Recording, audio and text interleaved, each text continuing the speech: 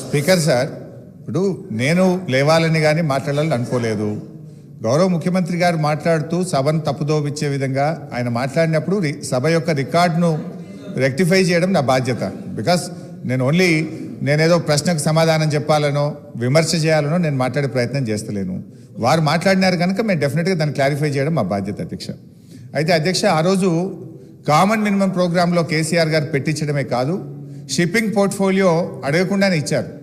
ఆ రోజు DMK party నాకు షిప్పింగ్ పోర్ట్ఫోలియో ఇవ్వకపోతే మేము యూపీఐ నుంచి బయటకు పోతామంటే, నేను మంత్రి పదవి కోసం ఢిల్లీ రాలేదు, నాకు ఈ పోర్ట్ఫోలియో అక్కర్లేదు, వారికి ఇచ్చేయండి, నేను వచ్చింది తెలంగాణ కోసమని షిప్పింగ్ పోర్ట్ఫోలియోను స్వచ్ఛందంగా వదులుకున్నటువంటి చరిత్ర కేసీఆర్ గారిది, టీఆర్ఎస్ పార్టీది అధ్యక్ష.